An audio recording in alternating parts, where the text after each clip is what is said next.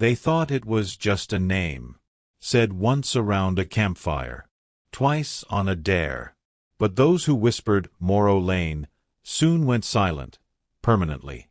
From corrupted podcast recordings to deaths with no natural cause, one thing became clear. This wasn't folklore. This was a summoning. And now the name has reappeared, carved into trees, muttered in dreams, and echoing from behind the glass. They should have left the mirror alone. It was cracked down the middle, found behind the old chapel ruins outside Bellwood, Vermont. The kind of place teens went to feel alive, until one night they dared each other to say it. Morrow Lane. Once for the echo. Twice for the thrill. 3 times.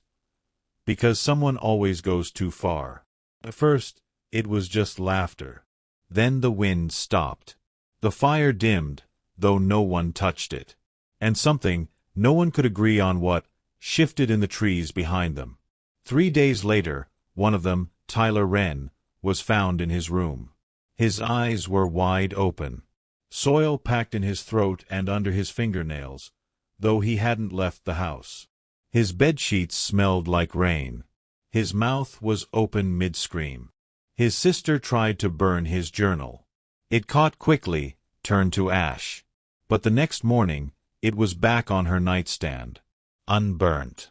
Unwritten. Except for one word, pulsing in faint red ink across the first page. Morrow Lane.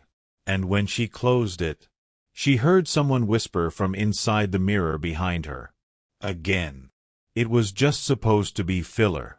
On a slow news week, the hosts of Grim Signal, a rising horror podcast, decided to read fan-submitted urban legends. One entry stood out, barely a paragraph long. Never say Morrow Lane near your reflection. He doesn't like being remembered. They joked about it, laughed it off. One of them even said the name aloud, twice. Just twice. That night, host Eli Mathers was found in his bathtub, lungs filled with water, but no signs of struggle. No broken skin. No wet floors. He hadn't turned the tap on. The coroner called it dry drowning, said it was medically impossible. 2 days later, his co-host, Jamie Lay, never woke up. No trauma. Just a gone. Her face frozen like she'd seen someone standing at the foot of her bed. The episode they recorded vanished. Not just from Grim Signal's feed, but from every podcast platform. Even archives couldn't locate it. But a Reddit user named MirrorFlesh99 claimed to have downloaded the raw audio. He posted the last 5 seconds. It was mostly static. Then, a soft, wet inhale. And a child's voice whispered, "I see you now." That account hasn't posted since. It started on a quiet Tuesday. A Reddit user called Deep Null Theory posted a thread titled, "Anyone else hearing the name Morrow Lane in their sleep?" What followed was chaos. Within minutes, the replies poured in. "I thought it was just a dream. My phone glitched out after I said it aloud. Woke up in the hallway. Don't remember getting out of bed." Others claimed their smart devices turned on by themselves. One user said her security camera recorded her standing outside, at 3:12 a.m., just staring into her own living room window. The thread was locked within an hour. But screenshots spread like wildfire. And then came the comments no one could explain. A new account, with no post history, wrote, "She says not to share her name." And beneath that, another line appeared. Too late. That comment wasn't there a second before. It was inserted, not posted. The original user, Deep Null Theory, deleted their account. But someone noticed a cryptic edit in their bio before it vanished. If you see the mirror blink, it's already said your name. In a small Pennsylvania town, an 8th grade girl named Kaylee James draws a name backwards on her bathroom mirror. Enya L. Wurro M. Just a prank, she says. That night, her parents hear glass shatter upstairs. They rush in.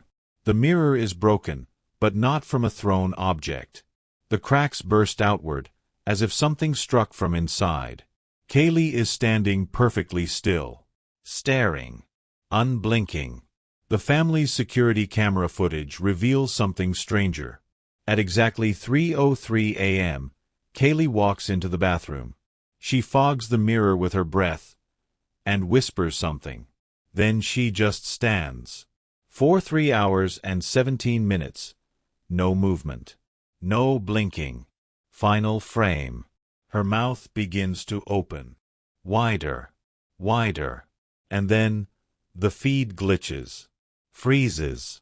But not before a faint voice is caught in the static. If you draw her backwards, she steps forward. Kaylee hasn't spoken since. A traveling paranormal team follows whispers and cryptic maps to a forest outside Danville, Kentucky.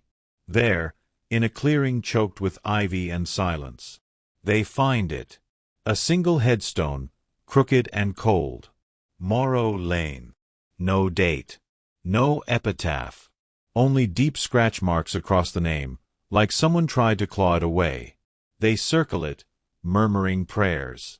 They sprinkle salt and lay iron nails in a ring. A gust of wind knocks out the lights on their equipment. The air drops 20 degrees. When they regroup, someone is missing. "Where's Ryan?" one asks. But no one answers. They check the footage. There were 5 when they arrived. Now, only 4 appear every time. Their notes list no 5th name. Their memory? Blank. Only the gravestone remains, and the faint sound of scratching beneath the soil. It started in a late-night group chat between friends from college. One of them, Liam, types the name 3 times, half-drunk, as a joke. Morrow Lane. Morrow Lane. Morrow Lane. The chat pauses. Then his profile photo turns pitch black. His status flickers to offline, but the green dot stays glowing. Someone types, "Yo, you good?" No response. Then they all receive a voice message, just under 4 seconds long. No name, no caption, just blank. One friend plays it. Static. Another downloads it, reverses the audio, and hears it. A voice. Soft. Close. Not his. "She's reading over your shoulder." They all freeze. Screens glitch. One phone shuts down and never turns back on. The chat deletes itself an hour later. But for the next 3 nights, each of them dreams of a girl standing behind them, whispering a name they don't want to remember. For 6 years, little Harper hadn't spoken a single word. Doctors called it psychological mutism. Her parents tried everything. Silence remained her only reply. Until one night.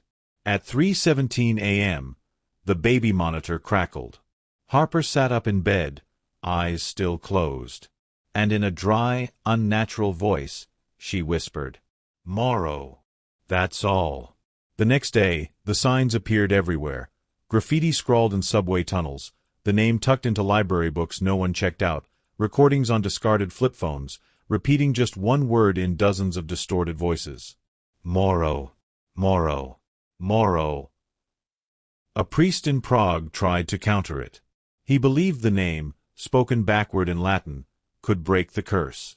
He stood before his congregation, candlelight flickering. He began to speak. But halfway through, his throat clenched. Blood welled in his eyes. And his voice never returned. Now the name is spreading again. Not through summoning. Through memory. Through curiosity. Through you. The video flickers. A final message appears on the screen.